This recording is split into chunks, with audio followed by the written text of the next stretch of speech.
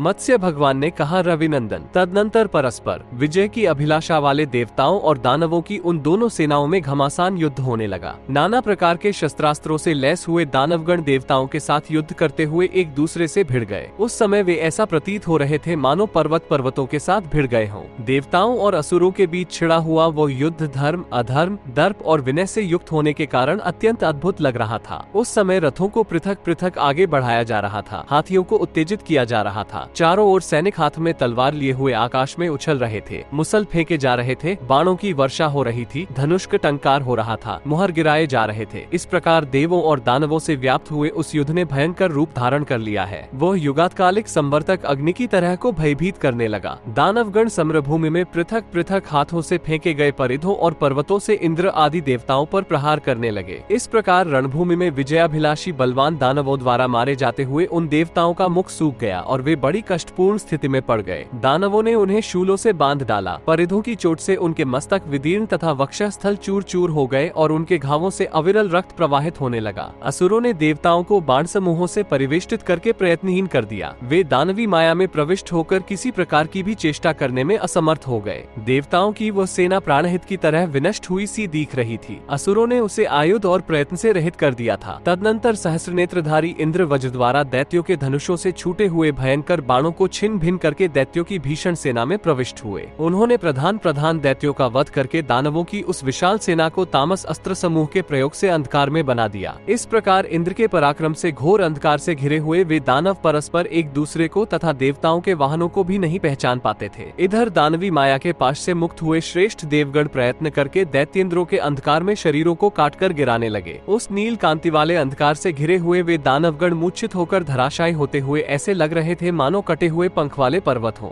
दैत्येंद्रों को वह सेना समुद्र में अंधकार की तरह एकत्र हो गई और देवताओं द्वारा मारे जाते हुए दानव अंधकार में से हो गए। ये देखकर मय दानव ने इंद्र की उस तामसी माया को नष्ट करते हुए अपनी महान राक्षसी माया का सृजन किया। वो और्व नामक अग्नि से उत्पन्न हुई और प्रलयकालीन भयंकर प्रकाश को प्रकट कर रही थी। मय द्वारा रची गई उस मां ने संपूर्ण देवताओं को जलाना आरंभ किया। इधर सूर्य के समान तेजस्वी शरीर वाले दैत्यगण युद्धस्थल में तुरंत उठ खड़े हुए। इस प्रकार औरवी माया के संपर्क से जलते हुए देवगण शीतल किरणोवाय एवं जल प्रदाता इंद्र की शरण में गए। और अग्नि से जलने के कारण देवताओं की चेतना नष्ट हो रही थी। तब संतप्त हुए देवगणों ने शरण की इच्छा से वज्रभारी इंद्र के पास जाकर उन्हें सूचित किया। मुनियों द्वारा इस प्रकार कहे जाने पर ऊर्व ऋषि के मर्म स्थानों पर विशेष आघात पहुंचा। तब उन्होंने उन ऋषियों की निंदा करते हुए इस प्रकार कहा, ब्राह्मण कुलोत्पन्न जंगली फल मूल का आहार करते हुए आर्य कर्म के सेवन में निरत आत्मदर्शी ब्राह्मण का भली भांति आचरण किया गया ब्रह्मचर्य ब्रह्म को भी विचलित कर सकता है। जो गृहस्थाश्रम में निवास करने वाले हैं उन लोगों के लिए अन्य 3 वृत्तियां बतलाई गई हैं, परंतु वन में आश्रम बनाकर निवास करने वाले हम लोगों के लिए यही वृत्ति उत्तम है। जो लोग केवल जल पीकर, वायु का आहार कर, दांतों से ही ओखली का काम लेकर, पत्थर पर कुटे हुए पदार्थों को खाकर, 10 या 5 स्थानों पर अग्नि जलाकर उनके मध्य में बैठकर तपस्या करने वाले हैं तथा सुदुष्कर व्रतों का पालन करते हुए तपस्या में निरत हैं, वे लोग भी ब्रह्मचर्य को प्रधान मानकर परम गति को प्राप्त होते हैं। परलोक में ब्रह्मचर्य के महत्व को जानने वाले लोग ऐसा कहते हैं कि ब्रह्मचर्य पालन से ब्राह्मण को ब्राह्मणत्व की प्राप्ति होती है। ब्रह्मचर्य में धैर्य स्थित है, ब्रह्मचर्य में तप स्थित है तथा जो ब्राह्मण ब्रह्मचर्य में स्थित रहते हैं वे मानो स्वर्ग में स्थित हैं। लोक में योग के बिना सिद्धि और सिद्धि के बिना यश की प्राप्ति नहीं हो सकती तथा यश प्राप्ति का मूल कारण परम तप ब्रह्मचर्य के बिना नहीं हो सकता। जो इंद्रिय समूह और पंचमहाभूतों को वश में करके ब्रह्मचर्य का पालन करता है उसके लिए इससे बढ़कर और कौन सा तप हो सकता है। अर्थात कोई नहीं योगाभ्यास के बिना जटा धारण करना, संकल्प के बिना व्रताचरण और ब्रह्मचर्यहीन दशा में नियमों का पालन, ये तीनों दंभ कहे जाते हैं। कहाँ खो, कहाँ स्त्री संयोग और कहाँ स्त्री पुरुष का भाव परिवर्तन। परंतु इन सब के अभाव में ही ब्रह्मा ने इस सृष्टि को मन से उत्पन्न को है और सारी प्रजाएं भी मन से ही प्रादुर्भूत हुई हैं। इसलिए आत्मज्ञानी आप लोगों में यदि तपस्या का बल है तो प्रजापति के कर्मानुसार आप लोग भी मानसिक पुत्रों की सृष्टि कीजिए। तपस्वियों को मानसिक संकल्प द्वारा योनि का निर्माण कर उसमें आधान करना चाहिए। उनके लिए स्त्री संयोग,